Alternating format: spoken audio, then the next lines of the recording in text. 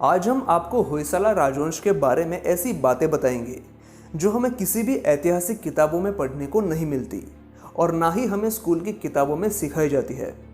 इस राजवंश ने दक्षिण भारत में 400 सालों तक राज किया। इन्होंने ऐसे मंदिर और ऐसी मूर्तियां बनाई कि उन्हें देखकर आज के इंजीनियर तो क्या, देश विदेश से आने वाले लोग भी दंग रह जाते हैं। लेकिन फिर क्यों इस राजवंश को और इनके शहर हलेबीडु को बर्बाद कर दिया गया, और क्यों इस महान राजवंश का उल्लेख हमारे इतिहास की किताबों में नहीं मिलता, लेकिन इस राजवंश को खत्म करने वाले मोहम्मद बिन तुगलक को महान बताया जाता है। हमारे भारत के इतिहास के इस भुलाए हुए पहलू को जानने के लिए अपने कीमती 10 मिनट निकालकर संयम से वीडियो देखते रहिए।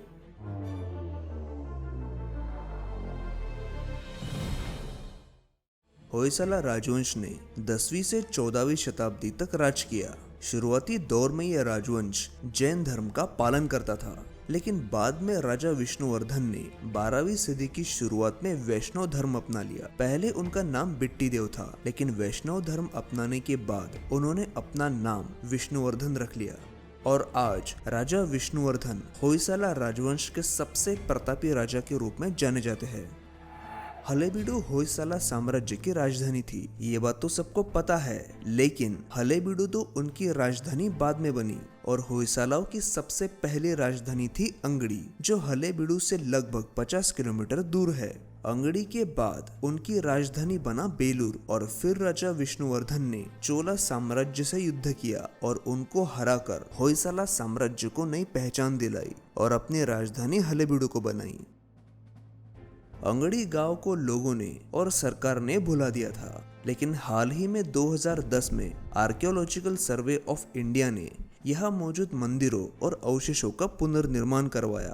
अंगड़ी तो आज कर्नाटक का एक छोटा सा गांव है, लेकिन किसी जमाने में ये शहर होयसलाओं की पहली राजधानी था और इसी गांव में एक ऐसी घटना हुई थी जिसने दक्षिण भारत के इतिहास को एक नया राजवंश दिया।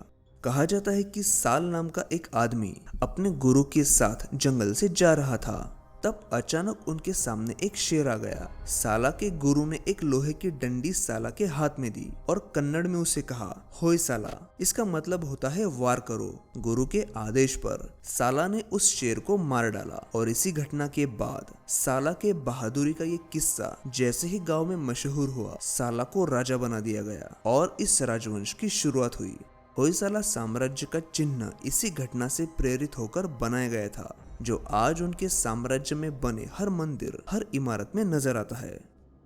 राजा विष्णुवर्धन, जो होयसला वंश के सबसे प्रतापी राजा थे, उनके कार्यकाल में 1500 से ज्यादा मंदिर बनाए गए और ये मंदिर साधारण नहीं थे, बल्कि उस समय की उन्नत तकनीक का इस्तेमाल इन मंदिरों को बनाने के लिए किया गया था। ये मंदिर आज 1000 साल बाद भी मजबूती से खड़े हैं। इन मंदिरों में सैकड़ों खूबसूरत मूर्तियां बनी हैं। इन मंदिरों की सबसे खास बात क्या है, आपको पता है? इन मूर्तियों को एक खास पत्थर से बनाया गया था जिसे सोपस्टोन कहा जाता है, और जैसा कि इसका नाम है, शुरुआत में ये पत्थर मुलायम होता है, लेकिन जैसे जैसे समय बीतता है, समय के साथ ये मजबूत होता जाता है। खोजकर्ता मानते हैं कि इन्हीं पत्थरों की वजह से यहाँ के कारीगरों ने पत्थरों पर इतनी सुंदर नक्काशी बनाई थी, लेकिन सिर्फ इस पत्थर की वजह से यहाँ के कारीगरों को इन मूर्तियों पर बारीकी से काम करने में आसानी हुई। ये कहना गलत होगा, बल्कि उस समय यहाँ के कारीगरों ने कई नायाब यंत्रों का इस्तेमाल करके इन मूर्तियों को बनाया था। इस विषय पर और उन कारीगरों की उस खास तकनीक पर हमने 2 वीडियोस पहले ही बनाए हैं। अगर आपने वो अभी तक नहीं देखे तो इस वीडियो के बाद जरूर देखिए, लिंक आपको नीचे डिस्क्रिप्शन में मिल जाएगी। यहाँ के होयसलेश्वर मंदिर को बनाने के लिए पूरे भारत से कारीगरों को बुलाया गया था। इस मंदिर का काम 1121 से लेकर 1207 तक चला था। सैकड़ों कारीगरों की मेहनत के बाद यहाँ एक ऐसा मंदिर खड़ा हुआ जो आज हजारों सालों बाद भी उसी खूबसूरती से खड़ा है। इस मंदिर की दीवार पर असंख्य मूर्तियां उकेरी गई है, जिसमें भगवान विष्णु के सारे अवतार, नृत्य करती लक्ष्मी माता, हिरण्यकशिपु की कहानी, इसी के साथ ही हिंदू धर्म की कई सैकड़ों कहानियां यहाँ दर्शाई गई है।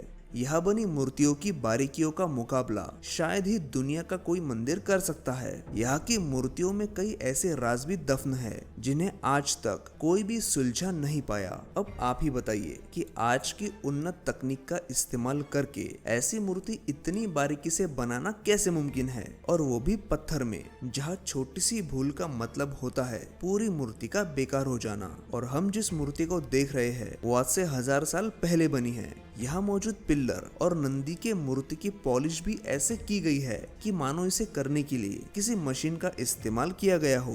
इन पिल्लर और मूर्तियों की पॉलिश आज तक जरा भी कम नहीं हुई है। मशहूर Scottish architectural historian James Fergusson भी इस मंदिर को देखकर इतने प्रभावित हुए थे कि उन्होंने कहा था कि इंसानों द्वारा बनाया गया ऐसा अद्भुत शिल्पकला का नमूना उन्होंने पहले कभी नहीं देखा था। वैसे तो हलेबीडु शहर पर काफी हमले हुए, लेकिन एक हमला ऐसा हुआ जिसने इस शहर का नाम ही बदल दिया, और वो हमला किया था अलाउद्दीन खिलजी की अगुवाई में उसके सेनापति मलिक कफूर ने। 26 फरवरी 1311 को मलिक कफूर अपनी सेना के साथ हलेबीडु पहुंचा। उस वक्त होयसला राजवंश के राजा थे राजा भल्लाल तृतीय। उन्हें पता था कि खिलजियों की हजारों की सेना उनके सैनिकों से तो लड़ेगी ही, साथ में उनकी प्रजा पर भी जुल्म करेगी, लूटपाट करेगी और औरतों पर अत्याचार करेगी। इसीलिए उन्होंने मलिक कफूर के साथ सुलह करने का निर्णय लिया। मलिक कफूर ने राजा भल्लाल देव के सामने शर्त रखी कि वो इस्लाम धर्म कबूल करे, और अगर नहीं तो हर साल एक तय राशि साथ में सोना और चांदी खिलजियों को देता रहे। अर्थात राजा भल्लाल ने उसकी दूसरी शर्त मंजूर की और सैकड़ों हाथी घोड़ों के साथ हजारों किलो सोना चांदी उसे दे दी। और इस तरह मलिक कफूर ने हलेबीडु को बर्बाद और कंगाल कर दिया। और इसी घटना के बाद इस शहर को इसका नाम मिला, हलेबीडु यानी बर्बाद शहर। इस शहर का नाम पहले द्वार समुद्र हुआ करता था, लेकिन इस घटना के बाद इसे हलेबीडु कहा जाने लगा। इसके बाद भी दिल्ली पर शासन करने वाले मुस्लिम राजा यहाँ हमले करते रहे, और हर हमले के बाद हलेबीडु अपने आप को संभालता रहा। लेकिन मोहम्मद बिन तुगलक के भतीजे को शरण देना राजा भल्लाल को काफी महंगा पड़ा। किसी कारणवश मोहम्मद बिन तुगलक के भतीजे ने उससे बगावत की, और अपने आप को बचाने के लिए वो राजा भल्लाल की शरण में आया, और राजा ने उसे शरण में लिया भी। बस इसी बात से भड़के मोहम्मद बिन तुगलक ने होयसला पर 1326 में आक्रमण कर दिया। तुगलकों ने राजा भल्लाल को बेहद भयानक मौत दी। ऐतिहासिक दस्तावेजों के अनुसार उन्हें जान से मारने के बाद उनके शरीर की चमड़ी को निकाला गया और उनके शरीर में भूसा भरकर शहर की एक दीवार पर लटकाया गया। और इस तरह तुगलकों ने होयसला राजवंश के आखिरी राजा के साथ उनका राजवंश भी खत्म कर दिया। होयसला साम्राज्य के दौरान बने मंदिर और अन्य संरचनाएं आज भी वास्तुकला के बेजोड़ नमूने हैं, लेकिन दुख की बात है कि आज उनके द्वारा बनाए 1500 मंदिरों में से सिर्फ 40 या 50 मंदिर ही बच पाए हैं। आधे से ज्यादा मंदिर आक्रमणकारियों ने तोड़ दिए और बाकी के समय गुजरते खंडहर में तब्दील हो गए। तो ये था आज का वीडियो। उम्मीद है आपको पसंद आया होगा। ऐसे और वीडियोस देखने के लिए चैनल को सब्सक्राइब जरूर कीजिए, और अगर अभी तक आपने मुझे इंस्टाग्राम पर भी फॉलो नहीं किया है तो ऐसा ही इंटरेस्टिंग कंटेंट देखने के लिए मुझे इंस्टाग्राम पर भी फॉलो जरूर करें।